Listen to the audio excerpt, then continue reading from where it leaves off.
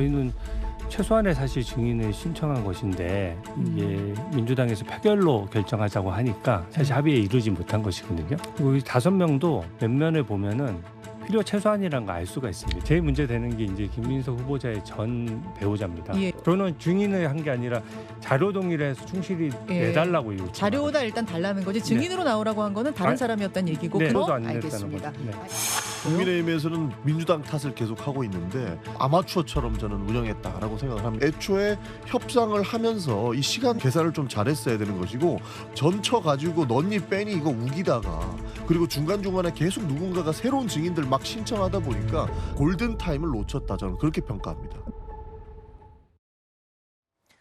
김민석 국무총리 후보자 인사청문회가 이제 하루 앞으로 다가왔습니다. 내일부터 이틀 동안 열릴 예정인데요. 여야가 증인과 참고인 명단을 놓고 막판 협상을 시도했지만 합의에 이르지 못했습니다. 그러면서 증인이 없는 인사청문회가 사상 초유로 진행될 것으로 예상됩니다. 자, 총리 후보자의 청문회가 증인과 참고인 없이 치러지는 게 처음이기 때문에 자, 어떤 청문회 분위기가 될지 굉장히 궁금합니다. 자, 여야는 여전히 내 탓이다라고 공방만 벌이고 있는 상황인데요.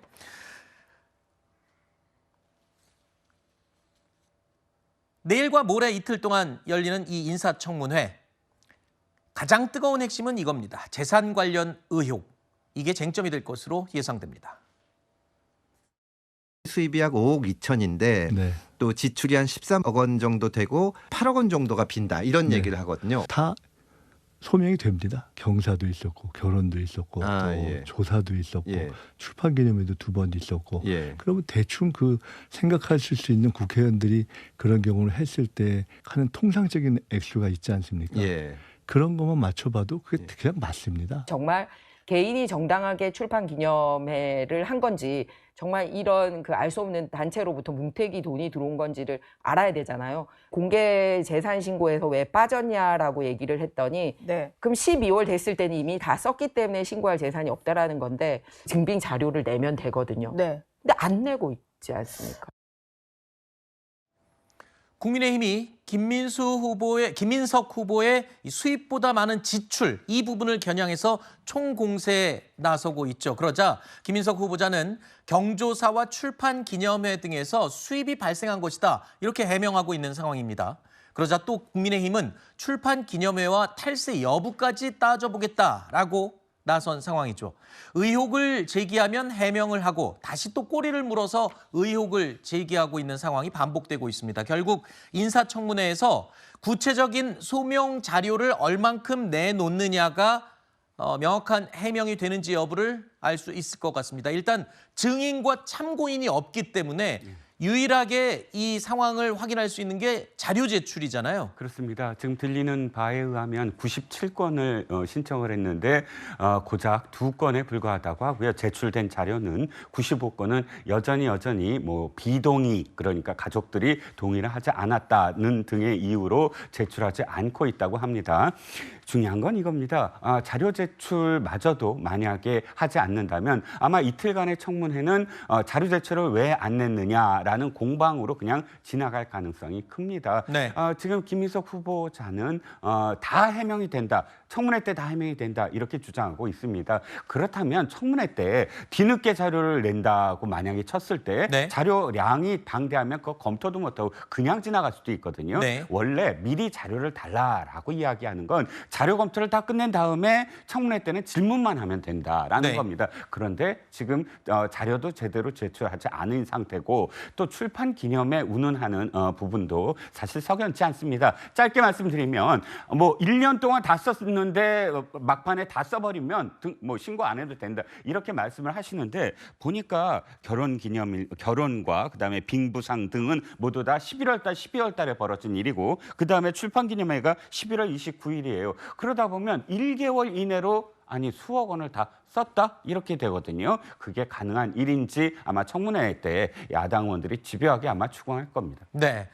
뭐 증인이나 참고인 채택과 관련해서는 망신주기다 뭐다 해서 뭐 반발할 만한 이유가 충분히 있었다고 봅니다. 하지만 명확하게 지금 의혹을 밝힐 의지가 있다면 자료 제출은 왜 안 하는 겁니까 지금? 이게 금전 흐름이고 준비를 하고 있다라는 거고 이게 상당히 또 예전 자료들 아니겠습니까? 네. 뭐 재혼을 한 것도 이미 한 5년 이전으로 거슬러 올라가기도 하고요. 큰 틀에서 해명이 되고 있는 국면인 것 같습니다. 국민의힘이 아까도 전용기 의원이 아마추어처럼 대응하고 있다라는 게 너무나 많은 그런 이 의혹 제기들을 거의 남발하듯이 했어요. 그러니까 어떤 한 부분에 집중하거나 거기에 대해서 정말 공략을 했다기보다는 이거 던져보고 해명이 되면 다른 쪽으로 가고 지금 여기까지 계속 그런 국면으로 왔습니다. 증인 채택 관련해서도 5일 전에는 소환장을 보내야 돼요. 인사청문회 법에 따르면. 그런데 그럼에도 불구하고 전부인과 현재 배우자를 같이 증인으로 부르겠다는 걸 국민들은 납득하시겠습니까? 그러니까 이 일정이 꼬이게 됐다. 그리고 돈도 그렇습니다.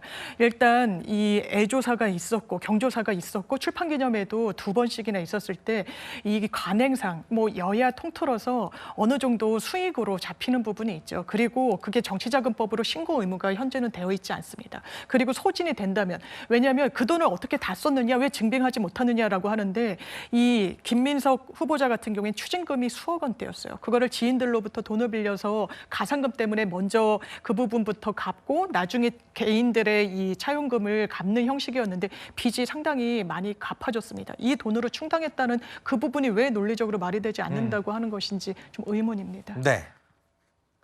지금 들으신 것처럼 여야는 서로 이번 청문회 증인 참고인 없이 진행되는 부분에 있어서 또는 자료가 제출이 안 된 부분에 있어서 서로의 탓이라고 공방을 계속 벌이고 있는 그런 상황입니다. 이런 상황에서 검찰이 김민석 후보자에 대한 고발 사건 접수 하루 만에 이 해당 사건을 수사 부서에 배당을 했습니다. 자, 그러자 민주당은 아주 날카로운 반응을 쏟아내고 있습니다. 판이 돌아가는 꼴을 보니 기획이 아닌가 의심스럽습니다. 국민의힘 소속 서울시 의원이 김민석 후보자를 검찰에 고발하고 고발 하루 만에 검찰이 사건을 배당했습니다. 국민의힘 인청특위위원들이 기자회견을 열어서 피의자 총리 프레임을 씌웠고요. 김민석 후보자를 피의자로 만들겠다라는 모종의 확약이 국민의힘과 검찰 간에 있었던 것은 아닌지 의심이 들어올 정도입니다. 검찰이 반응하는 속도 저희가 보면 다른 주진우 의원이나 이런 사람들 고발한 거 있거든요. 그분들 배당해가지고 수사했다라는 기사 못 봤습니다. 검찰이 대수술을 앞두고 있는 상황에서 본인들이 최후에 혹시 좀 발악을 한다거나 이런 시도가 아니기를 저희들은 좀 잘 지켜보고 있습니다. 자, 김민석 후보자에 대한 검찰 수사가 고발장 제출 하루 만에 착수가 됐다. 민주당에서는 아주 예민하게 지금 반응을 하고 있습니다. 아니 검찰이 신속하게 움직이면 왜 저렇게 마지막 발악이라고 하는 둥 이렇게까지 격하게 반응을 하는 겁니까? 그런데 지금 들으신 것처럼 민주당이 고발한 국민의힘이 의원들이 피고발인으로 되어 있는 사건은 배당조차 지체되고 하는데 이 부분은 기획설이란 이야기까지 나오는 건 일단 국민의힘 측에서 고발을 했습니다. 그리고 검찰에서는 하루 만에 배당을 끝냈고 그걸 가지고 다시 국민의힘에서 기자회견을 하는 이게 순환 구조를 갖고 있기 때문에 이건 모종의 어떤 의도가 있는 거 아니냐라는 문제 제기가 있는 것 같고요.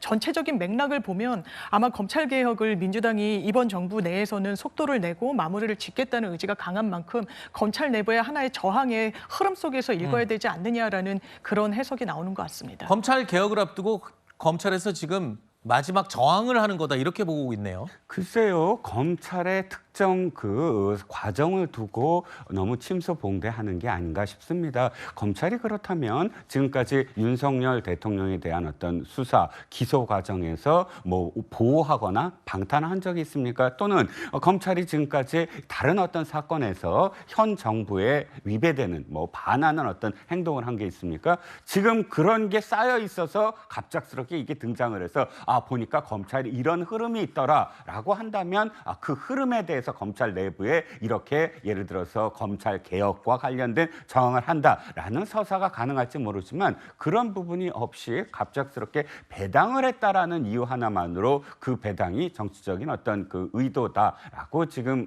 표현하는 건데요.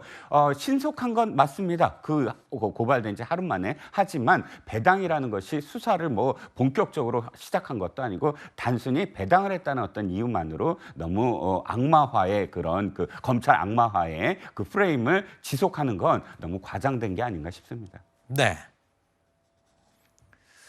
자, 어제 이재명 대통령은요, 취임 18일 만에 여야 지도부를 만나서 오찬 회동을 열었습니다. 국민의힘 지도부는 이재명 대통령 앞에서 김민석 후보자 지명을 다시 한번 생각해달라고 날을 세웠습니다. 하실 말씀은 뭐 공개적이든 비공개적이든 충분히 하시면 저도 감안하도록 하겠습니다. 국민의 눈높이에 맞는 인사 기준을 여야가 합의해서 이에 맞는 인사가 추천되어 원만하게 인사청문회가 진행되는 것이 국민들께서 원하시는 모습이라고 생각합니다. 국회를 이렇게 우습게 아는 분이 총리가 되었을 경우에 그것이 과연 이재명 정부의 성공 또 이재명 대통령의 성공에 얼마나 도움이 될런지 이런 부분을 신중하게 좀 고려해 주시면 좋겠다. 대통령께서는 청문회 과정에서 본인의 해명을 지켜보는 것이 바람직하다고 하셨습니다. 인사청문회 제도의 개선에 대해서도 공감한다는 의견을 말씀하셨습니다.